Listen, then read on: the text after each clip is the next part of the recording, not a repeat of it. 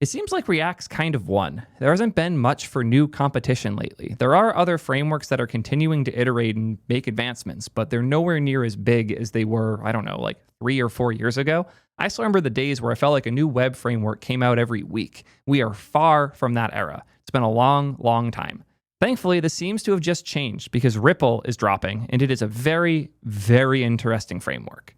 Ripple isn't by some random devs trying to make a new framework. It's by Dominic Ganaway, one of the original creators of React and also one of the lead maintainers of Svelte for the last few years. Big portion of Svelte's development for a while has been Dominic and Rich Harris working together. He's one of the smartest people in the web dev world and one of the deepest, most thorough engineers working on frameworks. So for him to come out and say that there's room for something else is genuinely really fascinating. I can't wait to dive into all this with you. If you're wondering about my hand, I got in a fight with a Vue dev. You should see him, though. That all said, someone's got to pay these bills. Quick word from today's sponsor, and then we'll dive all in to Ripple, the new elegant TypeScript UI framework. The two hardest problems in programming are caching, naming things, and off-by-one errors. Okay, jokes aside, the actual hardest things in software development are coding with one hand, which has not been fun for me, but also authentication and billing. Every time I build something, I run into problems with those two pieces in particular, and I'm going insane. But then I use today's sponsor and all the problems go away because Clerk has solved both of those. Their auth product is still the best I've ever used. It's the easiest to set up, it's the most reliable, it integrates perfectly with all modern tools and frameworks. It feels like it was built by people who deeply love and understand modern web development. If you're building all of your stuff in TypeScript, Clerk will give you the happiest path to integrating auth without question. That was already enough. But Clerk billing changes the game. Let's be real. If people are paying for your service, they're paying for it as users. They're either buying seats, paying for an org to have access to things, or just subscribing directly themselves. There is a direct relationship between a user and a subscription. And you're probably already familiar with this because managing that relationship yourself via Stripe and your database and a bunch of crazy webhooks is actually hell. And then when you need to build a portal for a user to have access to that information, you are suffering deeply. Clerk already gives you a component that you can just mount on your app for users to see all of their information. And now, if you set up subscriptions, they can manage all of that in the same place without you having to write any actual code. It's incredible. No weird configs between 15 different places. You just go set it up in the Clerk dashboard, and then you can drop the pricing table component, and it will just give you the whole UI. Users have access to all of their data. The code is hilariously simple. You can use the protect component and make sure that they have the right feature from one of the plans before they can actually touch it. And on your backend, it's even easier. You call has and you check if they have a certain plan, and then you can throw errors if they don't. It's so easy to integrate. I would pay a lot of money for the billing alone, but it comes out to the same cost as Stripe directly. They are building on top of Stripe, but the billing fees are all they're making money off of, and it's barely any. They just want to make a good auth platform, and they have. If you're tired of fighting auth and Stripe and you want to get back to work, Clerk will get you there faster than you can even imagine. Check them out today at swadev.link/clerk. Where better to start with the new framework than the small thread from its creator? I've had so many folks ask now that I had to go for it. You asked me to build that ideal Inferno framework that I described ages ago. So I went ahead and did just that. I built something that actually works. And, well, it works well. Oh, and it doesn't use signals. It's still less than a week of hacking so far, but it's giving him those Inferno-esque vibes of when an underdog could come in and change things up. DX-wise, it's in its own category. He's working on getting his NPM issue sorted so that you can install it. I'm pretty sure that's already been resolved. It's not called Inferno, it's called Ripple. Why? Because it's going to cause a ripple in the UI framework space, and it's also the only name I could get from this very generous person that offered the NPM package to me. Good reasons. But also, if almost anyone else said something like this, that they're going to cause a ripple in the UI framework space, I would laugh at them. Dominic's on a short list of like 5 people who could actually do this. So let's see what he's done. Okay, one last thing before we can dive into Ripple. We should talk about Inferno for a sec. Inferno is another JS framework that he helped build that was meant to be React-like, but focused on high performance. And it still crushes in pretty much every single front-end benchmark. Like, it's the fastest option other than Block DOM and Molina, neither of which I've even heard of before. And it's slightly faster than Solid, which is nuts. To be fair, this benchmark is very specific. It's about changing rows in a table. It's a weird bench, but the fact that it's performing so close to vanilla without necessarily compromising as much on DX is incredible. It even has native animation support, which is super cool. And I'm in Firefox, which makes that a lot harder. It is worth noting that Inferno had a structure very similar to old React with class components with constructors, renderers, state, and all of that. Very different from the React that we like to write today. Ripple's a lot closer to where we like React now. Ripple's a TypeScript UI framework that takes the best parts of React, Solid, and Svelte and combines them into one package. I wrote Ripple as a love letter for front-end web, and this is largely a project that I built in less than a week, so it's very raw. Personally, I've been very involved in some truly amazing front-end frameworks along their journeys, from Inferno, where it all began, to React and the journey of React hooks, to creating Lexical, to Svelte 5, and its new compiler and signal-based reactivity runtimes. If you're not familiar with Lexical, it's a text editing framework that Meta makes for doing really high-end text editing in the browser. Along Adam's journey, he collected ideas and intriguing thoughts that may or may not pay off. Given his time between roles, he decided that it would be a good opportunity to try them out now and open source what he's working on. Ripple was designed to be a JS and TS first framework rather than an HTML first one. Remember, he just spent the last multiple years working on Svelte, which is very much HTML first. And I found a lot of devs that deeply invest in both React and things like Svelte and Vue. For the most part, like a lot about Svelte and Vue, but they always like to come back to the JS and TS of React. Being that your state commands your UI, not the other way around, I think this logically makes sense. The data becomes UI, not UI demands data. And when you use TypeScript and JavaScript where the data lives and is controlled, it generating UI has always made more sense to me than the opposite way around. And on top of that, you don't have to worry about the file structure anywhere near as much because you can just define a component wherever. If you need to break a piece out, you can just do it. When I use frameworks like Svelte and Vue, I find myself much more hesitant to break pieces out because now it's in a different file. Now it's like out of sight, out of mind, and the separation gets chaotic really fast. The framework defines how you have to break up your files and your pieces when you go HTML first. But if you go JS first, or you use JSX and TSX, a lot of that goes away. And it's cool to see somebody who just spent so much time in Svelte come back and immediately go all in on JavaScript and TypeScript as the starting point and direction. I still think that this is one of the biggest weaknesses of other frameworks is that they're all their own languages. And even here we have .ripple, which kind of makes this its own language too. Whereas Solid.js and React have always leaned more into TypeScript. Personally prefer that. Ripple modules have their own .ripple extension, and these modules fully support TypeScript. By introducing a new extension, it affords Ripple to invent its own superset language that plays really nice with TypeScript as well as with JSX, but with a few interesting touches. In my experience, this has led to better DX not only for humans, but also for LLMs. Very, very interesting. A thing I touched on before was that the React team was playing with new keywords in Flow, which is their TypeScript alternative they use at Meta, in order to allow for more compiler control, readability, and whatnot. Where instead of defining a component as function some component, you could use the component helper. So component some component.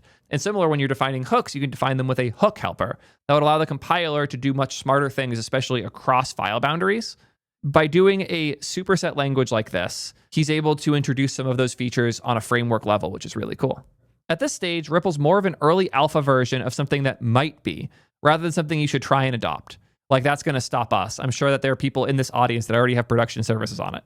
If anything, maybe some of these ideas can be shared and incubated back into other frameworks. There's a lot of similarities with Svelte 5, and that's not by accident. It's because of my recent time working on Svelte 5. So what features do we have? Reactive state management, built-in reactivity with the $sign prefix. Oh, that sounds familiar. Component-based architecture, clean reusable components with props and children. JSX-like syntax, familiar templating with Ripple-specific enhancements. Really performant, of course. It's kind of his thing. Full TypeScript support, baked in from the start instead of being patched in later. VS Code integrations, one of the hardest parts to do, especially once you're defining your own syntax like this. But again, he has experience working on Svelte. And then prettier support, day one. That's a really big one. I'm still amazed how many things don't have this and how painful it is. No SSR yet, no types in the code base. It's funny because he's all in on TypeScript, but this code base is JavaScript with like one typedef file. Well, we got to try this out, right? It might not be on Cursor yet because they have to do open VSC instead of using the full marketplace. Will code work with it though? Here we are. Yep. Just as I thought. Not on Cursor yet. That's fine. I can probably copy the file over, but I'm lazy.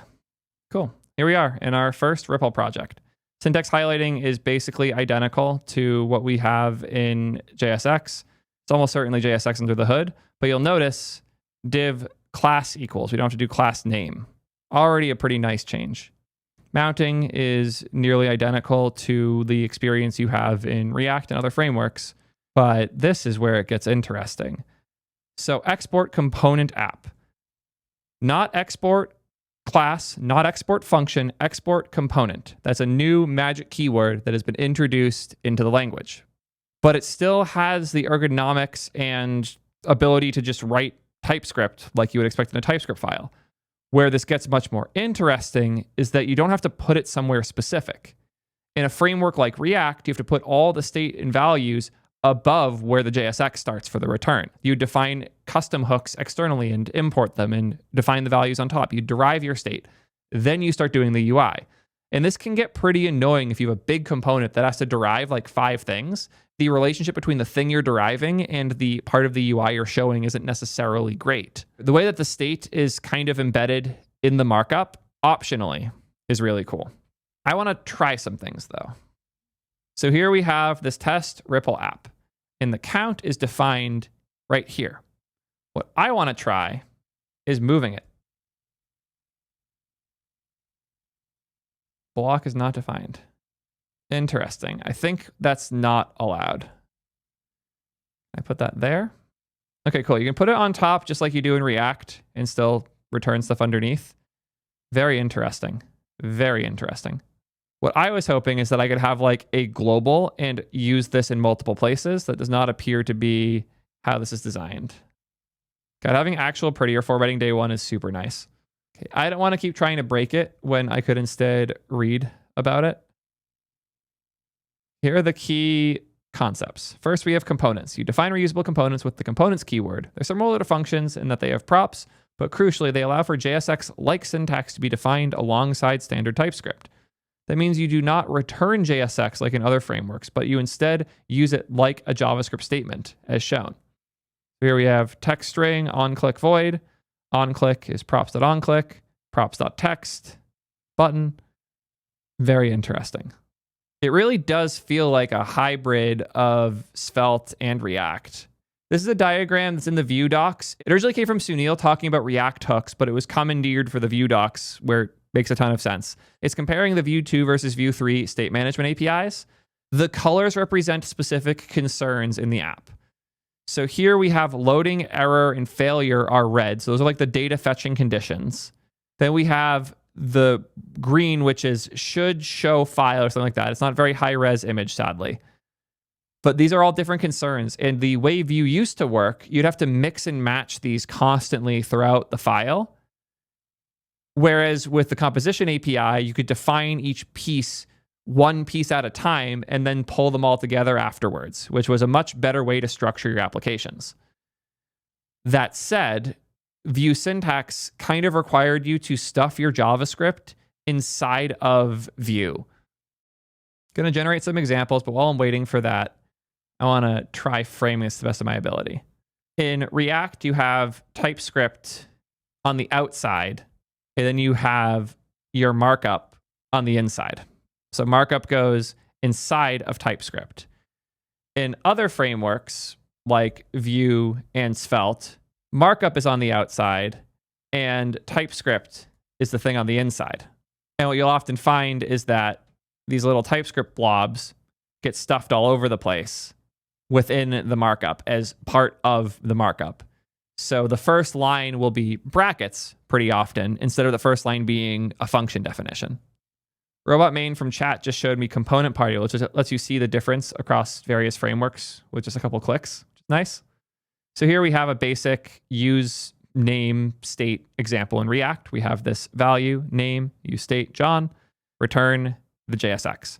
But you're in JavaScript until you hit the return statement. Then you write Markdown. In Svelte, you start with a script tag. You then let name equal state John, close script, hello name. Wait, why don't you have to define the function name and import all that? Because Svelte's a language more so than it is a framework, and their language handles these parts. And the component name comes from the file name because you can only have one component per file. Vue, very similar. You do still have to import, but const name is a ref, and then you can render that ref. And when you want to update the state, I don't like this example. It's going to auto update when the page loads. Not a very good example. This example almost feels rigged to make React look bad. If you want the component to render with a different thing, render it with a different thing. Just put that there. Ugh, that's annoying. Let's look at my generated counter example instead. Cool. Count, set count is use state 0. Count is count. This on click sets count to C-1. This one C+1. This one resets. In Vue, we would define the template, then have our setup script that binds all of the things. Usually I see this in the opposite order where the script goes on top and then the template goes below. But you create a ref, and you have a function that does the reset, and then you can define different functions here, like @click equals count minus minus. This is the thing I hate about Vue is the insistence on writing JavaScript as strings inside of things in their markup. Just not a thing I really like. Svelte's always been a good in-between here. Let count equals 0, reset, yada yada. On::click equals function count minus minus. On::click equals function count plus plus. And then this on-click is reset. I think it's a much better example. This is Svelte 4, but Svelte 5 for this isn't much different. You don't need to define a rune for it. You can if you want, but the difference is you set $state instead of just setting the value. And then we get into computed state. This is where React's actually quite a winner. If you want to compute state, if you want to double a number, you just do it in JavaScript. Both Svelte and Vue, to some extent, require you to derive state using helpers in order for the chain to know to update all the way down. Is solid an option here too? Okay, cool. Let's see how solid compares. So solid's a fun one. Solid syntax, again, very Reacty, where it's TypeScript first and foremost, and then you return the JSX. The difference here is that you have to call name because it binds a signal when you call it. And if you want to compute state with solid, you define it as a function because, again, you consume state by calling it instead of just using it because the state's not a value, it's a signal. You have to consume the signal. And by calling functions, it can bind the whole chain from start to finish in that way. Kind of a balance of a lot of these approaches. So where does Ripple fall? Ripple is interesting because it's kind of a hybrid on the hierarchy piece, where instead of it being TypeScript and then markup inside, or markup and then TypeScript inside, it almost feels like both, where the TypeScript has markup in it, but then the markup could have more TypeScript in it. It's almost like the ultimate flexibility, where you can layer each piece how you want. I was surprised when I broke out this count that it didn't work, but I would imagine that is a bug that will be fixed. I'd be surprised if it wasn't. But the fact that you can kind of just write the TypeScript code whenever you want, and I'm assuming I can do const, actually, I'll make this even more fun. So we have let count equal 0 up here.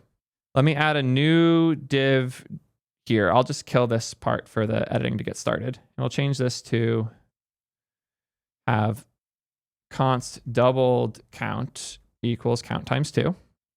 Now, does it need to wrap with that? That makes sense. Annoying, but I get it.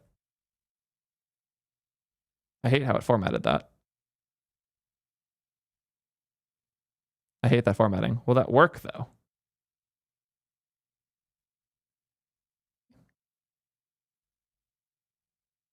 Okay, it's the paragraph tags are what's causing the problem there. Const doubled equals count times 2. Cool. It is that simple. It just had a bug with paragraph tags. So we define doubled as count times 2, and then doubled is just doubled. I bet if I delete that, it might still even work. No, it doesn't. It needs a $sign to know to update. Cool. Good to know. Again, it's an interesting hybrid that you can hop between writing the TypeScript and writing the markup in such a do whatever you want way. It's like the freedom scale here is absurd. If we were to rank these frameworks on like most to least willing to let you fuck around, on the left you have do what you want, I don't care. And on the right you have use our file structure or else. This is a spectrum that is very real with the dev tools we use. Something like React, believe it or not, it's pretty far to the left here. But then when you add something like Next.js, you get pulled much further right. But then you have something like Vue or something like Svelte, which is definitely much more you do it their way or else. Ripple is one of the first I've seen that has the potential to go further left here, to be more do it and structure it how you want, which is very interesting. Ooh, they have shorthand props. That's so good. You don't have to type on-click equals on-click. You can just pass it empty object. Oh, that's so good. Variables prefixed with $sign are automatically reactive. object properties prefixed with $sign are also automatically reactive. That's really cool. Very interesting. They provide an untrack. If you want to explicitly opt out of a value that's passed in that's being tracked, you can use this so that if the starting count changes, it doesn't nuke all of your derived state. In creating state that contains arrays, you should use the reactive alternative for arrays that Ripple provides. Okay, this is where you get into alternative framework magic. In SolidJS, for example, you can't just map over an array to render things. It won't be dynamic. You have to use their magic for loop component in order to do that. React, because it's a much more, I guess, rudimentary or primitive way of thinking, requires you to key the sub-element so that it knows what to or not to re-render. But it does check every element of the array on every render, so you don't have to do anything special like this. I think this means I have to move Ripple over slightly. We'll see where I fall as I keep reading, but the introduction of custom array types is a lot less flexible. And then, of course, there are effects, which is things you want to have run when a change occurs. You don't have to define a dependency array, because anything you call in it will now become dependent in that effect. This is very SolidJS-y, where in SolidJS, once you call a signal, it is now bound. The fact that it does this way without being signal-based is very interesting. Apparently, the JSX can only occur inside of a component body. You can't create JSX inside of functions or assign it to variables as an expression. So you can't define some JSX and then call it somewhere else like you can in other frameworks. Like in React, you can't have const some icon div some icon and then call this later on, because it has to be a component. We are shifting to the right more and more. Ow. Although debugger being something you can just drop inside of your markup like that is really, really cool. Oh, that is incredible. That looks so good. Let's go test that ourselves. Cool. There we go. Is there an X floating around in here somewhere? Did I accidentally type an X and break shit? Oh, did I forget a closing div? Thank you, guys. Sorry. We all make dumb mistakes sometimes, especially when we're testing out a new framework for the first time. Cool.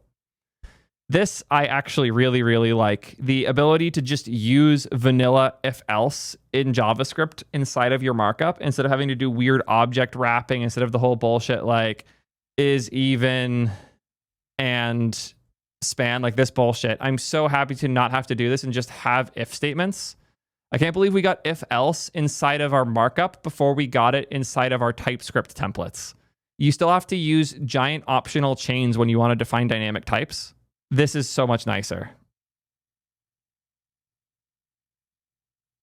That's really, really cool. This is one of my favorite things so far. This back to my diagram, this shifts us back over. Not having to learn new syntax to do things like this is huge. Just using the native JavaScript syntax. For loops work the same way. For const item of items, list the items. You do have to use their array helper, but when you use their array helper, it's very easy to define and use reactive arrays and just for const item of items, div item, close div.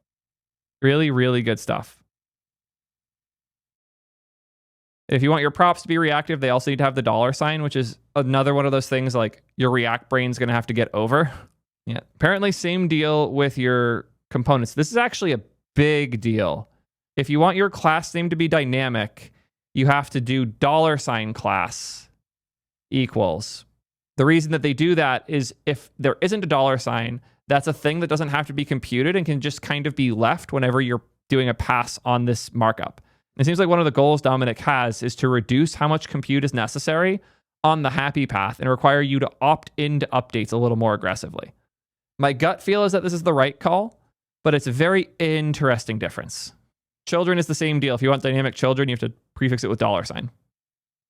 It's very interesting seeing the $sign go so much further than it does in something like Svelte, where in Svelte, you'll use it when you define something like $sign state John. Now this thing is known to be reactive. Compared to Svelte 4, you'd use the $sign as a definition for the computed or derived value. The idea of $sign simply means this updates is actually really nice. I haven't seen this type of update layer done so cohesively before. And apparently you can write this explicitly too. Instead of just passing things to card as a child here, you can define component $children, and then write additional markup here. Very interesting. Naming for events is very similar to React. That's a choice. I thought they would go more browser standards with this, but it seems like, again, Dominic, having worked so deeply in both Svelte and React, preferred React's way of doing it. Element hooks. Ribble provides a consistent way to capture the underlying DOM elements, element hooks, specifically using the syntax $sign or @use function, where function's a function that captures the DOM element. Familiar with other frameworks, this is identical to attach in Svelte 5 and somewhat similar to refs in React. So here we have in the component, let $node, const ref equals node, $node equals node, mounted, and we return on unmount, we can set undefined. Okay, so they still have the same return a function for cleanup as React too. This is such a hybrid of so many things. It really is like only possible to make this if you've worked so deeply on both React and Svelte. This does feel like a love letter to all of the things Dom's been part of. You can also inline the @use, because when you define @use ref, this gets called on init and you get access to that DOM node. @use fade in $ms will now make this fade. That's pretty cool.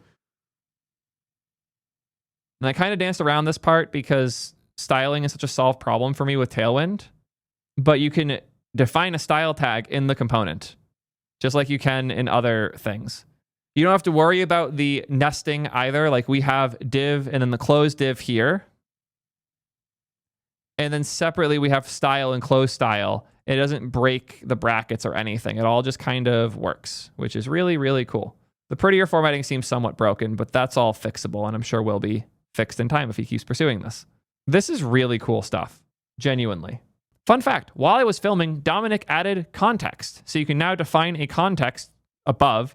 So it's a thing with shared values. You can access other places. You define const my context equals create context. And now you can just call it inside of your components. Really cool. Context is read in the parent component, but hasn't yet been set. So we fall back to the initial context value. So the value is currently null. And we set it in the parent component. And now the child will have it. Since the child gets rendered after, because it just runs top to bottom the way JavaScript and TypeScript run, you'll log the null value, you set it, then you return the child, and by the time this child is rendered, the value has been updated. So you never get the weird case where the child renders with the wrong value, because you can just set value in line like this. No weird use effects to override or stuff like that. This is genuinely really, really cool. I didn't realize Dominic was hanging out in chat on YouTube.